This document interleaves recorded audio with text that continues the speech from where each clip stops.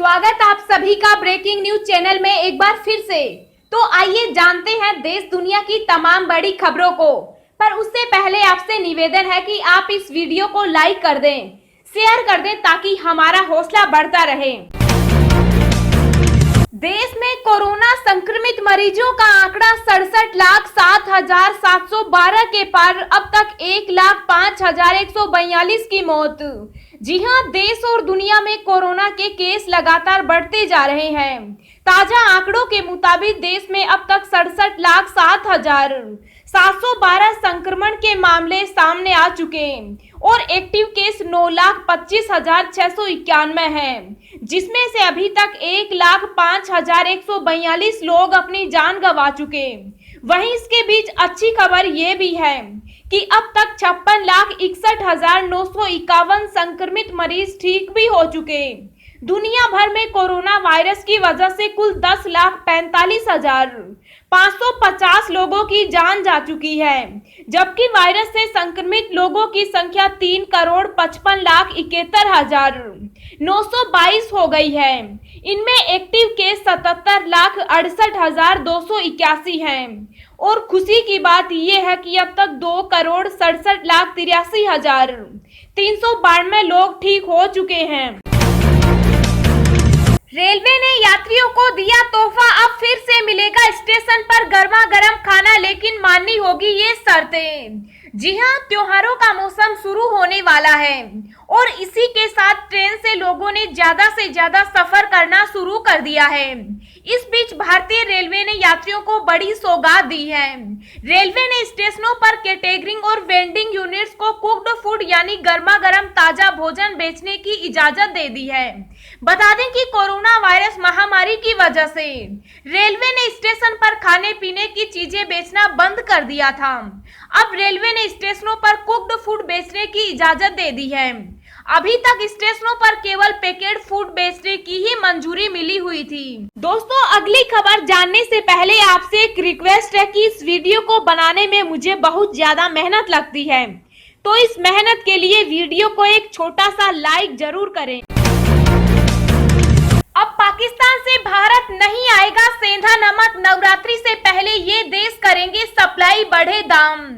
जी हां, भारत में सेंधा नमक का इस्तेमाल सदियों से किया जा रहा है। सेंधा नमक को ज्यादातर भारतीय व्रत में खाते हैं। ये नमक पाकिस्तान के लाहौर से आता है, इसलिए इसे लाहौरी नमक भी कहा जाता है। वहीं हिमालय की पहाड़ियों से आने के कारण इसे रॉक सॉल्ट भी कहते हैं। इसके रंग के कारण इसे गुलाबी नमक भी कहा जाता है। जम्मू कश्मीर से अनुच्छेद 370 हटाने और 2 केंद्र शासित प्रदेशों में बांटने के बाद पाकिस्तान ने भारत के साथ कारोबारी व राजनयिक संबंध कमतर करने शुरू कर दिए। ऐसे में इस बार सेंधा नमक पाकिस्तान से नहीं आएगा। इस बार नवरात्रि से पहले सेंधा नमक खाड़ी देशों के जरिए भारतीय बाजारों तक पहुंचेगा। जाने कोरोना वैक्सीन के कितने करीब पहुंचे भारत, अमेरिका, रूस और चीन जैसे देश। जी हां, भारत समेत दुनिया के तमाम देश कोरोना की वैक्सीन के लिए तेजी से काम कर रहे हैं। भारत, अमेरिका, रूस, चीन और ऑस्ट्रेलिया वैक्सीन की रेस में सबसे आगे हैं। माना जा रहा है कि इस साल के अंत तक या अगले साल की शुरुआत में कोरोना की वैक्सीन बाजार में आ सकती है। इस बीच केंद्रीय स्वास्थ्य मंत्री डॉक्टर हर्षवर्धन का कहना है कि अगले साल जुलाई तक देश में कोरोना वैक्सीन 20 से 25 करोड़ लोगों को लगा दी जाएगी। इसमें स्वास्थ्य सेवा से जुड़े लोगों को प्राथमिकता दी जाएगी। हाल ही में उन्होंने संसद में बताया था कि 2021 की शुरुआत में देश में कोरोना की वैक्सीन उपलब्ध हो जाएगी। बता दें कि भारत लगातार कोरोना जांच की संख्या को बढ़ा रहा है। वोडाफोन आइडिया ने जियो एयरटेल की टक्कर में उतारा नया प्लान। जी हां, वोडाफोन आइडिया ने स्टूडेंट्स और प्रोफेशनल के लिए एक शानदार प्लान की पेशकश की है। यह प्लान एयरटेल और रिलायंस जियो की टक्कर के रूप में देखा जा रहा है। वोडाफोन आइडिया का यह प्रीपेड रिचार्ज प्लान 351 रुपए में आता है। इस रिचार्ज प्लान पर कंपनी 100 GB डाटा ऑफर कर रही है। इस रिचार्ज पैक की खूबी है कि इस पर यूजर्स को कोई फिक्स डेली वैलिडिटी नहीं दी जा रही, मतलब यूजर्स एक दिन में जितना चाहे डेटा खर्च कर सकता है। जियो की तरफ से 499 रुपए में 84 GB data cricket pack launch किया गया था। इस रिचार्ज प्लान पर जियो की तरफ से यूजर्स को डिज्नी हॉटस्टार VIP का मुफ्त सब्सक्रिप्शन ऑफर किया जाता है। जियो के इस प्लान की वैलिडिटी 56 दिनों की है। इस प्लान में रोजाना अधिकतम 1.5 GB डाटा दिया जाता है।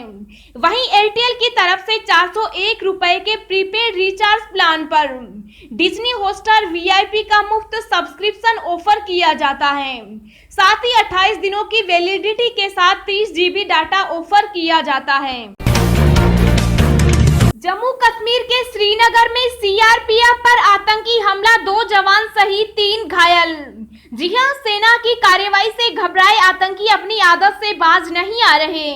जम्मू कश्मीर के श्रीनगर में आतंकवादियों ने CRPF पर हमला कर दिया, जिसमें 2 जवान शहीद हो गए और 3 घायल हुए।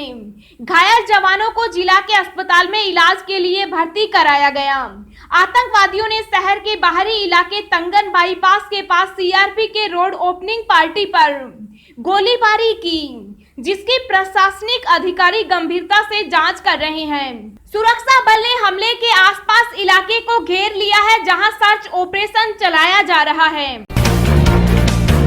गूगल और एप्पल को टक्कर देने के लिए भारत लॉन्च करेगा अपना ऐप स्टोर। जी हां, गूगल और एप्पल की मोनोपोली से निपटने के लिए अब भारत अपना खुद का ऐप स्टोर लॉन्च करने की प्लानिंग कर रहा है। इसके बाद भारतीय यूजर्स की गूगल पर निर्भरता काफी कम हो जाएगी। सामने आई रिपोर्ट में कहा गया है कि देश में लगभग 500 मिलियन स्मार्टफोन यूजर हैं, जिनमें से अधिकांश गूगल के एंड्रॉयड प्लेटफॉर्म का उपयोग करते हैं। लेकिन भारतीय स्टार्टअप ने उन नीतियों के लिए कंपनी की आलोचना की है जो कहते हैं कि वे उनकी वृद्धि को रोकते हैं। न्यूज एजेंसी रॉयटर्स की रिपोर्ट में जानकारी दी गई है कि सरकार भारतीय स्टार्टअप्स की मदद करने के लिए आगे आ रही है और इसलिए अपना खुद का ऐप स्टोर लॉन्च करने की तैयारी कर रही है। 1 जनवरी से बदलने जा रहे हैं चेक से पेमेंट के नियम। RBI ने किया ये बड़ा बदलाव। जी हां, अगले साल की शुरुआत से चेक से पेमेंट करने के नियमों में बदलाव होने जा रहा है। भारतीय रिजर्व बैंक ने इस बारे में नोटिफिकेशन जारी कर दिया है। ऐसे में लोगों को 50,000 रुपए से अधिक के भुगतान पर इन नियमों का पालन करना होगा। हालांकि ये पूरी तरह से स्वैच्छिक होगा। केंद्रीय बैंक ने चेक भुगतान में होने वाले फ्रॉड को रोकने के लिए ये कदम उठाया है। लागू होगा पॉजिटिव पे सिस्टम। RBI ने कहा है कि 1 जनवरी 2021 से पॉजिटिव पे सिस्टम लागू करेगा। इस सिस्टम में 50,000 से अधिक के पेमेंट पर दोबारा से रिकन्फर्म करना होगा।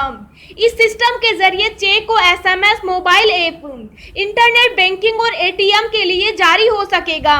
इसके जरिए चेक की तारीख, पेमेंट करने वाले व्यक्ति का नाम, पेई और राशि की डिटेल्स को देना होगा।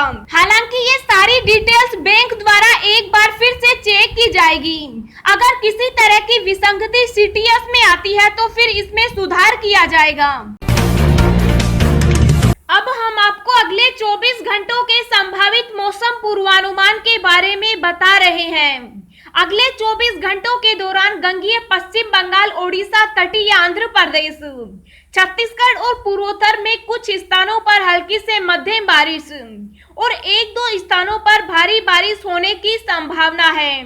बिहार, झारखंड, पूर्वी मध्य प्रदेश में कुछ स्थानों पर हल्की से मध्यम बौछारें गिर सकती है।